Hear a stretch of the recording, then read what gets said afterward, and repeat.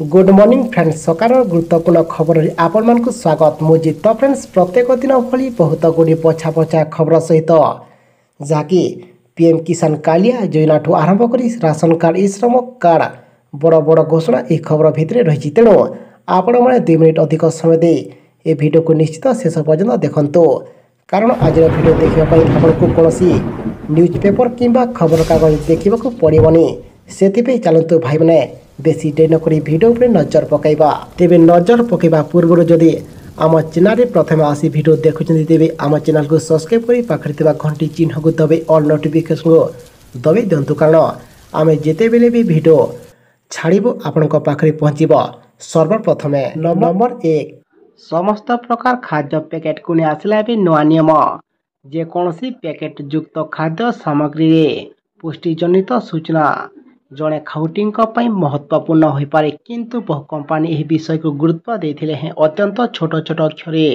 पुष्टिजनित सूचना पैकेट उल्लेख करी विषय विभिन्न समय उपभोक्ता समस्या होता उपलब्ध करने पर भारतीय खाद्य एवं मानक नियंत्रक प्राधिकरण फासाई नियम परिवर्तन करिछि।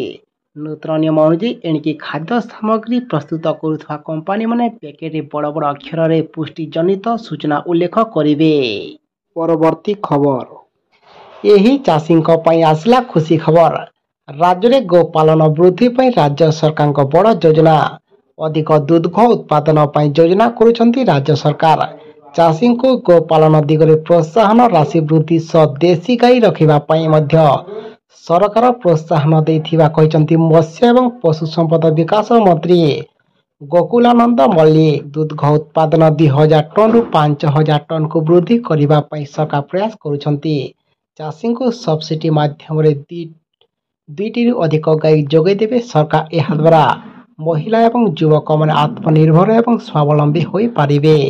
परवर्ती खबर समस्त ओडिशावासी मुख्यमंत्री बड़ निर्देश मोहन माझी कहले 5 वर्ष रे 50 वर्षर विकास हेब दीर्घ 24 वर्ष पर शासन परिवर्तन होइछि जो भली भावरे ओडिशार विकास सेवा कथा होइने लोकंक पाखरे सेवा पहुंचीवा कथा लोक मानकु सामाजिक न्याय मिलिबा कथा मिली पारिला नहीं गत दिन रे लोक माने बहुत कष्ट पाइथिले एतिस एही लंबा समय मध्य लोक माने मुख्यमंत्री को भेटिबा सह देखा करिबा सब भितरे किबा यही सब बहुत परिमाण कमी जाइथिला लोक मान को सीधा सलक भेटु नथिले एबे परिवर्तन होइछि लोक माने चाहुछंती लोक मुख्यमंत्री को भेटिबा दरकार आउ मु मध्य लोक मान को मध्य भेटिबा को चाहुछि बोली से सूचना प्रदान करिसंती।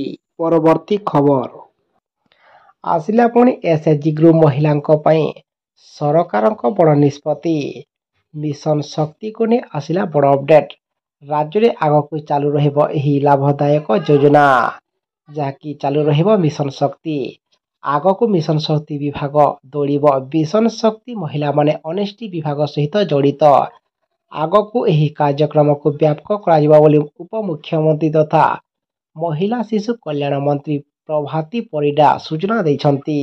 परवर्ती खबर आकन को 1000 टंका पठाउछंती केंद्र सरकार पक्षर अनेक गुड़े योजना कार्यकारी करा जाउछि अनेक गुड़े योजना कार्यकारी हेबा सहित समयक्रमे से गुड़िकर संशोधन मध्य होइताए एही योजना गुड़िक मध्य अनेक सही भारतीय पई जो माने आर्थिक दृष्टि दुर्बल किंबा गरीब श्रेणीर परिवार केंद्र एवं राज्य सरकार द्वारा परिचालित योजना गुड़िक मध्य श्रम कार्ड योजना होउछि अन्यतम एही योजना अधीन रे ई श्रम कार्ड बाहर करने निहाती आवश्यक जहाँ आर्थिक दृष्टि दुर्बल श्रेणीर लोक मैंने अनेक लाभ पाई पारिबे एवं आगकू पुणी श्रमिक को देखी ई श्रम कार्ड माध्यम पुणी समस्त योग्य हिताधिकारी अकाउंट को 1000 टंका लेखाएं ट्रांसफर करेंगे बोली विशेष सूत्र जना पड़ुछि ता सहित जदि से टंका नदेले तेबे आपण को मते अनेक सुविधा मिली पारुछि जाकि आपण को गोड़टे कि हाथटे भांगिले मध्य आपण को 1 लाख टंकार बीमा कवर मिली पारिबो जाकि आपण को पई बहुत बड़ खुशी खबर। परवर्ती खबर बदलिब राज्य ओडिशार चित्र आसिला समस्तक पई खुशी खबर ରାଜ୍ୟରେ 5,992.92 କୋଟି ଟଙ୍କା ବ୍ୟୟରେ ହେବ 26ଟି ପ୍ରକଳ୍ପ। ଷ୍ଟେଟ୍ ଲେବୁଲ୍ ସିଙ୍ଗଲ ୱିଣ୍ଡୋ କ୍ଲିୟରାନ୍ସ ଅଥରିଟି ବୈଠକରେ 26ଟି ପ୍ରକଳ୍ପକୁ ଅନୁମୋଦନ ମିଳିଛି।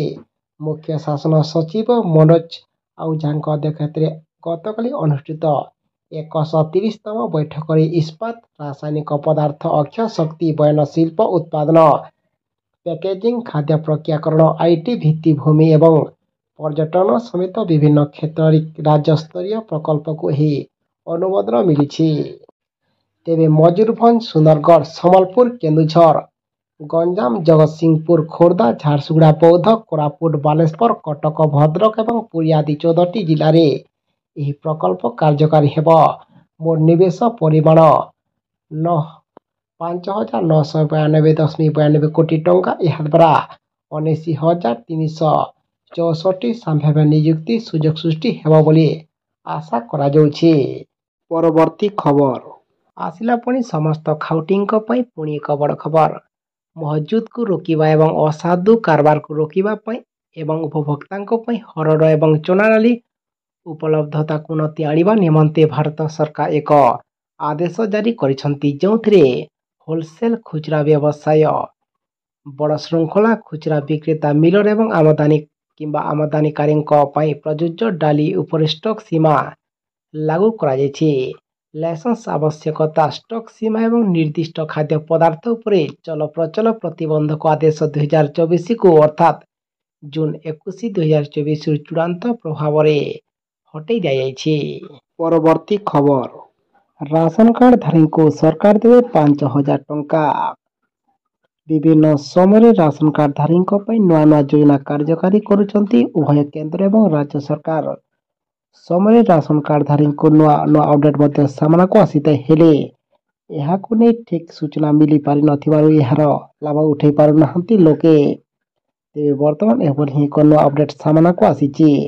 ରାସନ କାର୍ଡଧାରୀଙ୍କୁ ପ୍ରତି ମାସରେ 5,000 ଟଙ୍କା ପ୍ରଦାନ କରାଯାଉଛି। ତେବେ କିଭଳି 5,000 ଟଙ୍କା ଆପଣଙ୍କ ଆକାଉଣ୍ଟକୁ ଆସିବ, ଏଥିପାଇଁ କ'ଣ କ'ଣ ମାନଦଣ୍ଡ ରହିଛି, ଆସନ୍ତୁ ଜାଣିବା।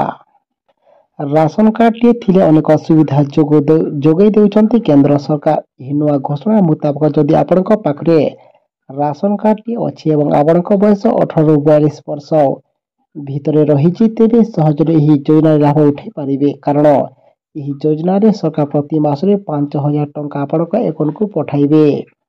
ଯଦି ଏହି ଯୋଜନାରେ ହିତାଧିକାରୀଙ୍କ ସ୍ୱଳ୍ପ ପ୍ରିମିୟମ ପ୍ରଦାନ କରି ପରିଣତ ସମୟରେ ବୟସରେ ପ୍ରତି ମାସରେ ବ୍ୟାଙ୍କ ଆକାଉଣ୍ଟରେ ଟଙ୍କା ପାଇପାରିବେ।